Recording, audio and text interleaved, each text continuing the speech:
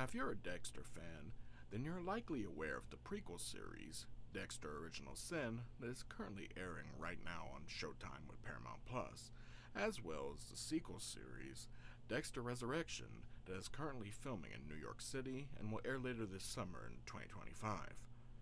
Now, personally, I'm really excited for this series. I first watched the original Dexter in 2012, not too long after my 20th birthday. I had just downloaded the first episode from a torrent just to see what it was like. I had no familiarity with the show up to that point.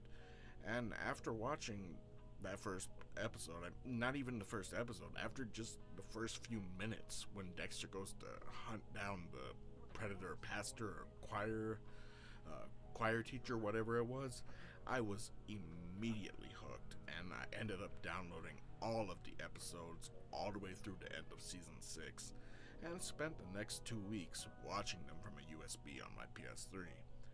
I watched the final 2 seasons as they aired on cable, and they were mostly a letdown, especially season 8, other than Deb finding out about Dexter in season 7. But the final years overall were a goddamn mess. And the series finale, or what showrunner Clyde Phillips is now calling Dexter's first series finale, is one of the worst atrocities to ever be broadcast on television.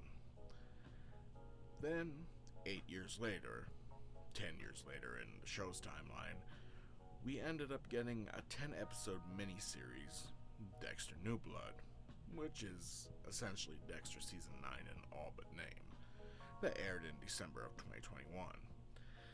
Now, this was much better than Season 7 and 8, but again, had a lackluster finale. Or so we thought.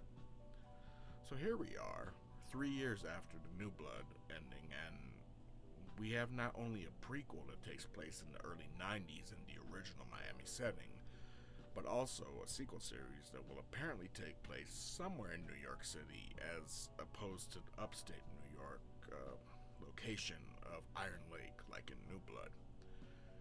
Now at the moment, we know that, of course, Michael C. Hall will reprise his role as the titular character, Dexter Morgan. James Remar will be returning as the ghost of Harry Morgan. Jack Alcott will be returning as Dexter's son Harrison.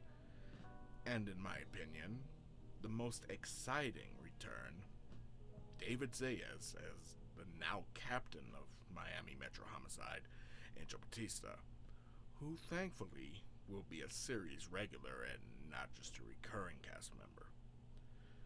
Now, there's still been no news as of now on Jennifer Carpenter's involvement as Ghost Deborah like she was in New Blood, and more surprisingly, there's been no word if Julia Jones will be returning as Angela Bishop. I mean, this is picking up mere moments after the ending of New Blood. I assumed that she would be involved heavily in what's to come, considering the circumstances. I mean, unless she's like, fuck this shit, grabs her daughter and dips out. Or they kill her off in the premiere. I don't see the former as likely, so it's probably the latter, but I'm just speculating on that. But all this to say, there are 2 specific characters from the original series that I feel absolutely need to return for Dexter Resurrection. 2 characters who were a huge part of the show's early years, and to a lesser extent, in the later years, but weren't even mentioned once in New Blood. And those are Dexter's stepchildren, Aster and Cody. Now, when New Blood came out, the one thing that honestly shocked me was the complete absence of Aster and Cody in any shape or form. Now, obviously I didn't expect for them to be main characters or anything like that, but not even a mention. Now, Harrison tells Dexter that after Hannah died, social services put him on a plane to Miami where he bounced around foster homes for a few years before deciding to leave and find Dexter.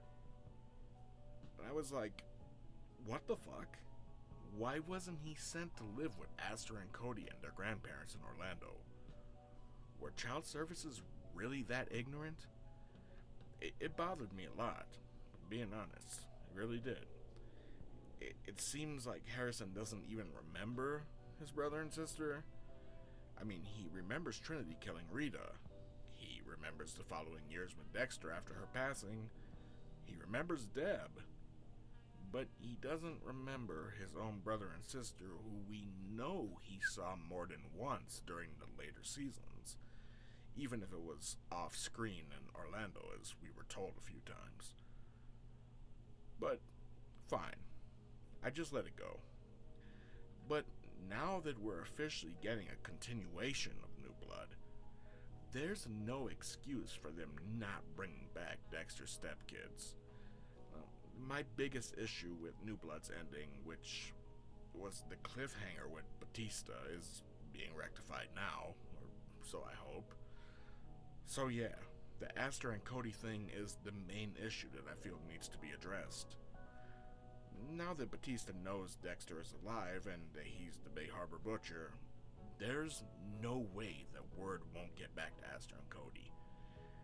You know that the FBI is going to be involved in some capacity, and that there's going to be a national manhunt for Dexter once he manages to escape the hospital in the new series. This could work out so well. I presume that Aster and Cody were led to believe that Dexter was a casualty of Hurricane Laura at the end of the original series. I'm assuming that they thought Harrison was as well, since they didn't know about Dexter sending him to Argentina Mahana. But imagine thinking that your little half-brother and stepfather died in a natural disaster, only to find out that 10 years later that not only did they live, but that your stepfather abandoned not only his stepkids, but also his own flesh and blood son, and relocated to a remote area while living under a fake name for that entire time. Oh, and that he's also one of the most prolific serial killers in Miami history. Hell, one of the most prolific serial killers in America's history, if we're to believe what he told Harrison in New Blood about killing criminals in the hundreds. Now, imagine the stories they could mine from that revelation. Both Aster and Cody would be in their 20s now, and having them reunite face-to-face with Dexter after all of this information comes to light, after all of this time, learning that Dexter was the direct reason that both of their parents were killed, on top of everything else. And if they do this, they need to bring back the original actors. Now, I get why they recast Harrison, because he was just 5 years old at the end of Season 8 of the original series, so with 10 years having passed, that's plausible. But not bringing back Christina Robinson and Preston Bailey would be doing everyone involved in this series a disservice. There's a rapport and history there that the actors just can't replicate with new actors, no matter how good the new actors are. Which I'm sure is the reason why Remar is returning as Harry and not Slater.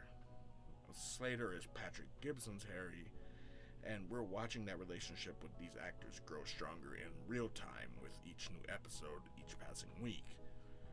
But Remar is Michael C. Hall's Harry.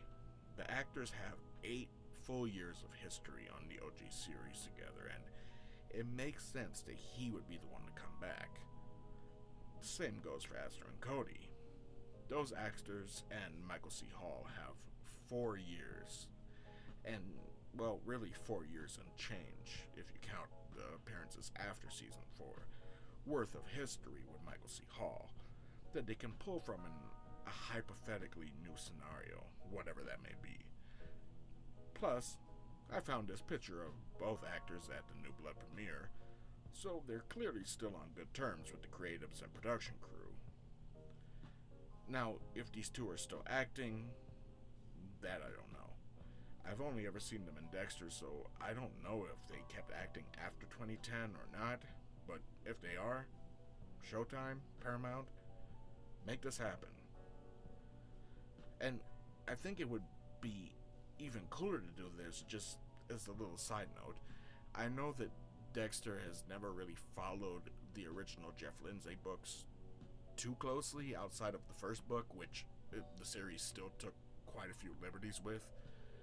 But in the books, it's worth noting that Dexter realizes that Aster and Cody both have a dark passenger as well, and he takes them under his wing and nurtures them the same way that he was trying to do with Harrison. So, I'm not saying that they should do that if they decide to bring these characters back for the Resurrection series. It's just something worth noting that could be put in the back pocket there of all those hypothetical scenarios that could be mined that I was previously talking about. Now, what do you all think? Should the new series bring back Aster and Cody? If so, what are some potential ways that they could go about doing that? Or maybe you think, nah, they've been ignoring them since New Blood, so let's just carry on like that. And finally, how do you all feel about this new series in general? Are you excited for it? Are you on the fence because you think that they'll fuck up any potential ending for the third time for Dexter? Or are you brand new to the Dexter franchise, currently in the midst of catching up with the original series before the new series this summer? I'm curious. Please feel free to let me know. Let me know in the comments. Now, if you like this video, I kindly ask that you subscribe, leave a like, comment, and share this with anyone that you feel may be interested. I'll be working on some new Dexter content over the next few weeks while Original Sin is wrapping up its freshman year. So if you're interested in Dexter content, then please stay tuned for that. Until next time, everyone, be safe, take care of yourselves, and each other.